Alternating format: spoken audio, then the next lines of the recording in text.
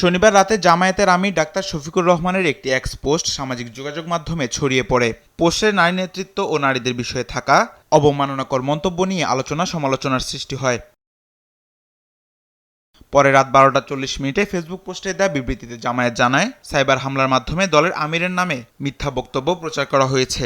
এ নিয়ে দলের পক্ষ থেকে রাজধানীর হাতিরঝিল থানায় সাধারণ ডায়েরি করা হয়।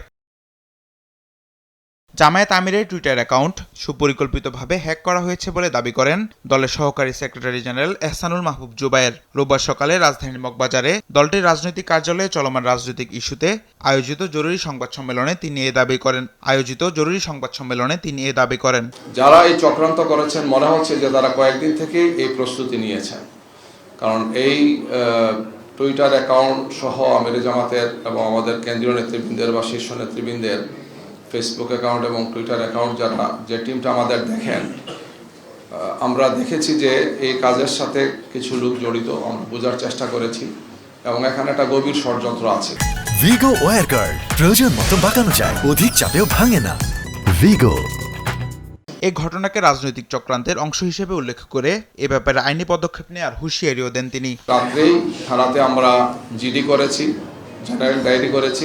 এদিকে এদিন সকালে রাজধানীর গুলশানে বিএনপি নির্বাচন পরিচালনা অফিসে এক সংবাদ সম্মেলনে নির্বাচন পরিচালনা কমিটির মুখপাত্র মাহদি আমিন এ ঘটনা প্রসঙ্গে বলেন, নারীদের উদ্দেশ্যে নোংরা, জঘন্য ও অবমাননাকর ভাষা ব্যবহার করা নিয়ে দেশব্যাপী যে আলোচনা চলছে তা সঠিক হলে সেটি পুরো সমাজ ব্যবস্থাকে মধ্যযুগীয় অন্ধকারে ঠেলে দেওয়ার প্রচেষ্টা।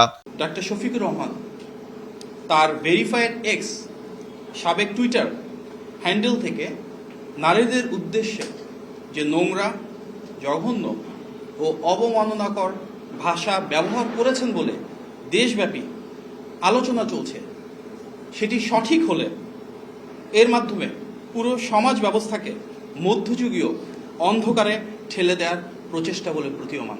নারী বিদ্বেষী একটি পোস্টের প্রায় 9 ঘন্টা পর দেশব্যাপী তুমুল সমালোচনার মুখে রাত 1টার দিকে আইডি হ্যাকের দাবি কতটা যৌক্তিক? নারী বিদ্বেষী পোস্টের জেরে জামায়াত আমিরের এক্স অ্যাকাউন্ট হ্যাক হওয়ার দাবির যৌক্তিকতা ও বিশ্বাসযোগ্যতা নিয়ে প্রশ্ন তোলেন তিনি। তামিম মাহবুব, দেশ টিভি, ঢাকা।